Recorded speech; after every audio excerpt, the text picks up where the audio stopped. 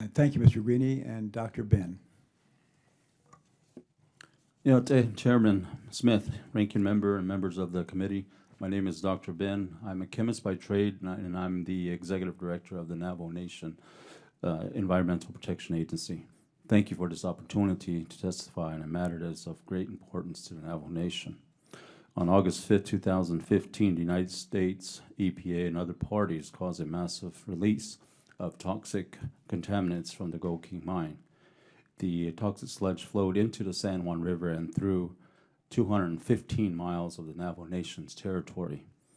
The Navajo EPA had a close relationship and a good working relationship with EPA, with the U.S. EPA. However, recent events have shifted that relationship to one of lack of trust. Today, I would like to cover only a few of the many critical areas of concern for the Navajo people. These issues and others are covered more extensively in my written remarks. First, the U.S. EPA delayed notification of the spill to the Navajo Nation. The nation was not informed of the release until August 6th. The U.S. EPA also demonstrated a complete lack of transparency. The initial U.S. EPA warning served to downplay the magnitude of the risk of human and animal health, and later reports by U.S. EPA were incomplete. Additionally, the Navajo Nation expressed concern for the U.S. EPA handing out and encouraging members of the Navajo Nation to fill out their standard for Form 95 to expedite settlement of their claims. These incidents have led to a culture of distrust by the Navajo Nation towards the U.S. EPA, both among our farmers and our leadership. I also want to lay out some of the devastating impacts of the Navajo Nation. However, I want to stress that all the impacts are yet unknown. First, families had the immediate impact of the additional cost of water delivery and other expenses despite this effort, they saw their crops dying each day. Second, the loss of crops and replacement of those crops, their seeds and feed for their livestock and other expenses triggers a cycle of long-term economic losses for a nation that has already has a 42% unemployment rate. Third, long-term health effects of the spill are unknown and not fully understood. Fourth, the Navajo Nation's cultural and spiritual impacts are felt mostly pointedly in the disruption of our cultural principle of Hojo, that encompasses beauty, order, and disharmony.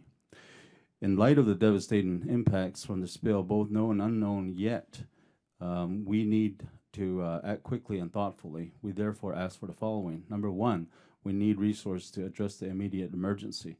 This includes continued delivery of water and the delivery of hay to impacted ranchers. The EPA should also establish a relief fund for individual farmers, ranchers and farmers. We also need true emergency response coordination with FEMA. Number two, we need resources to conduct our own water, sediment, and soil monitoring and the authority for Navajo EPA to do the necessary work.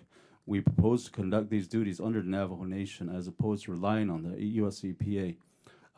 We will require an on-site lab and additional staffing to manage the sampling and lab performance. Number three, we need assistance to create redundant and auxiliary water supplies and reservoirs to guard against future contaminations. Number four, we will require funding, assistance, and resources to monitor, study, and address the long-term health and environmental effects of the spill and to return the river to its pre-spill state. Number five, due to U.S. EPA's conflict of interest, we seek to fair and independent assessment of the U.S. EPA's and others' roles in the spill and the establishment of a different lead agency. No other environmental bad actor will be given leeway to investigate itself and determine to what extent it will be held accountable. We believe another agency, such as FEMA, should take the lead on the response, and an independent body should conduct the investigation. Thank you for your time and attention to this important issue. I welcome any questions from your committee. Thank you, Dr. Benn.